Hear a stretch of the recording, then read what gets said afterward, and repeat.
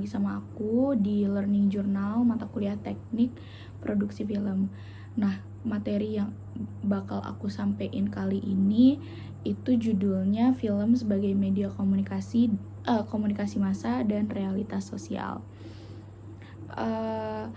Film sendiri itu kan merupakan media audiovisual yang menggabungkan gambar bergerak dan suara untuk menyampaikan cerita atau informasi. Nah, film tuh nggak cuma berfungsi sebagai hiburan aja, tapi juga film itu sebagai alat komunikasi yang powerful dalam menyampaikan pesan kepada halayak ramai. Film sebagai media komunikasi massa itu sangat efektif ya teman-teman. Nah, film juga termasuk dalam kategori media komunikasi massa itu karena film itu bisa menjangkau audiens yang luas secara bersamaan. Karena itu film itu bisa digunakan sebagai media komunikasi massa.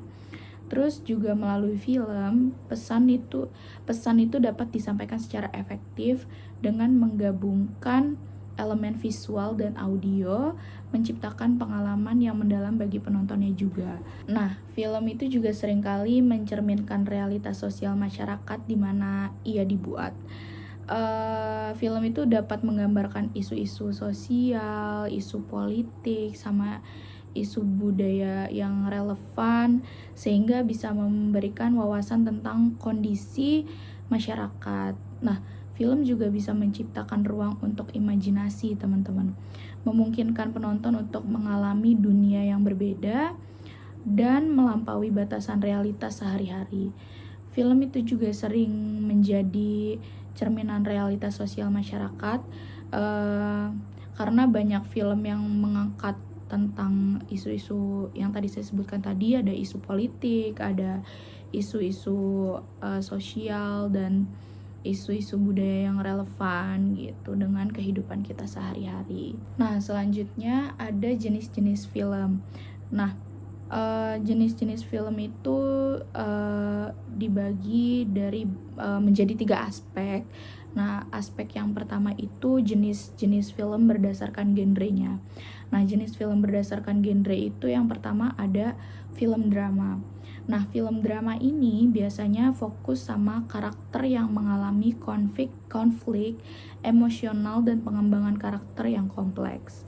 Nah, genre ini nih juga seringkali mengangkat cerita yang realistis yang bisa menggugah perasaan penontonnya gitu. Contoh film drama klasik itu ada The Godfather sama Schindler's List. Nah, kemudian yang kedua ada film komedi. Kalau misalnya kita ngedengar kata komedi itu pasti kita langsung kayak yang ada di pikiran kita tuh pasti yang lucu-lucu gitu kan teman-teman, yang seru dan yang bisa menghibur kita gitu.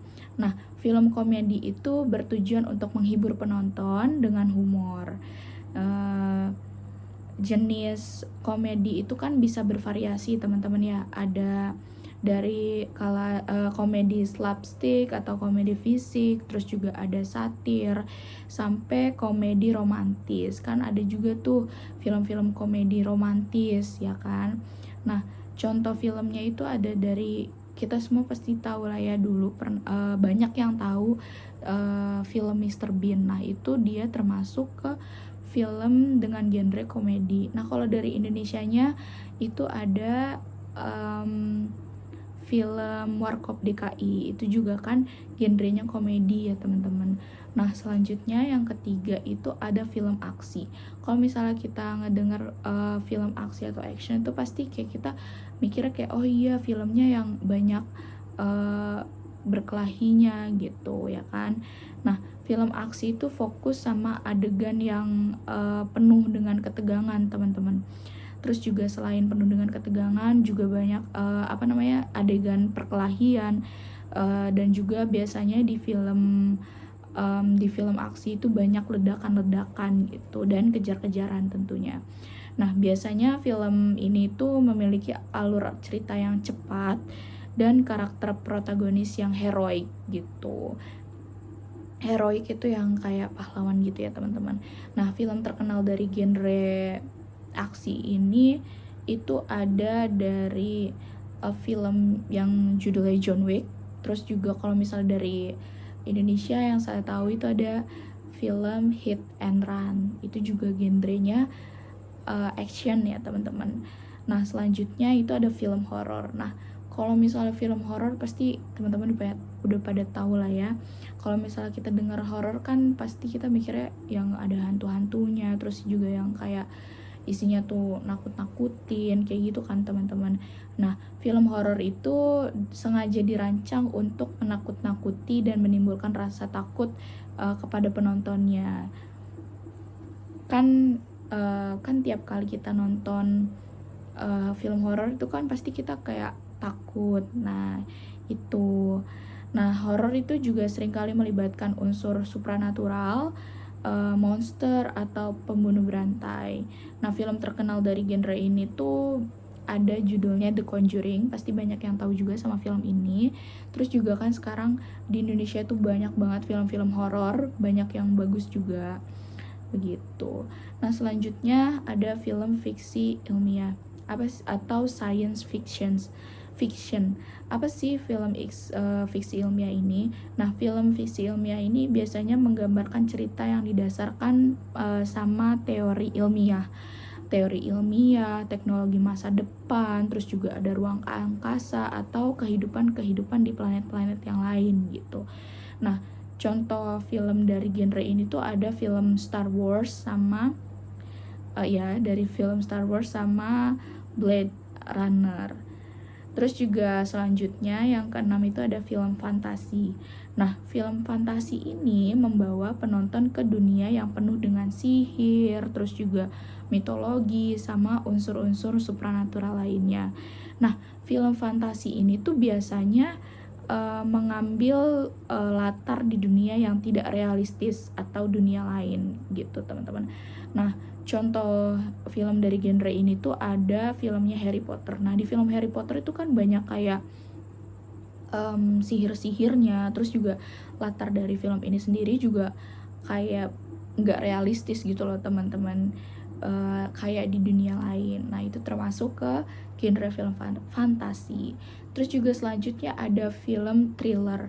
Nah film thriller itu mengandalkan ketegangan, misteri, sama kejutan untuk membuat penonton itu merasa tegang gitu ketika menonton filmnya. Nah plot filmnya ini juga seringkali melibatkan teka-teki atau intrik yang membuat penonton tuh penasaran gitu sama film ini. Nah di sini ada contoh filmnya itu contoh film dari film thriller itu ada Gone Girl. Nah selanjutnya jenis film berdasarkan genre yang selanjutnya itu ada film romantis. Wah kalau misalnya kita dengar kata romantis sih pasti kita langsung mikirnya kayak film yang lucu-lucu, yang gemes-gemes, yang sweet, yang manis-manis gitu ya teman-teman, yang ada kaitannya dengan cinta gitu kan. Nah film romantis ini tuh berfokus pada hubungan cinta antar karakter utamanya. Nah, seringkali juga dibalut dengan konflik emosional atau sosial yang menghalangi kisah cinta si karakter utamanya itu gitu loh. Jadi kan kebanyakan film romantis tuh di karakter utama yang menjalin hubungan cinta ini ada konflik-konfliknya sampai kayak hubungan mereka itu terhalang gitu. Nah, contoh film dari genre ini tuh ada film Titanic, terus juga di Indonesia juga kan banyak film-film romantis yang bisa teman-teman tonton.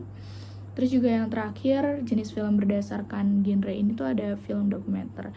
Di pertemuan sebelumnya juga kan udah dijelasin apa itu film dokumenter dan jenis-jenisnya juga.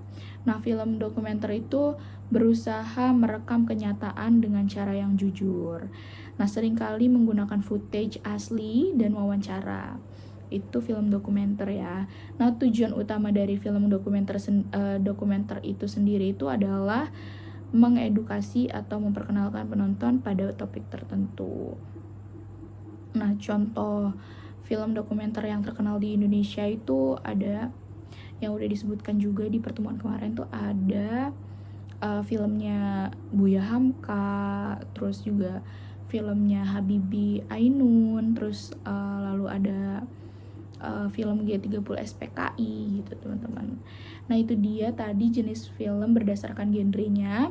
Kemudian yang kedua tuh ada jenis film berdasarkan format. Nah jenis film berdasarkan format itu ada 5. Yang pertama tuh film 2D atau 2D ya. Film 2D ini adalah format film tradisional yang menggunakan gambar atau gambar 2 dimensi. Nah, jadi sebagian film yang biasa kita tonton di bioskop itu dulu sebelum ada teknologi film 3D itu pakai film 2D dulu teman-teman begitu. Terus contoh filmnya itu tadi ada film Titanic, film Titanic. Film Titanic itu dia juga menggunakan format 2D ya atau 2D. Nah, selanjutnya ada film 3D.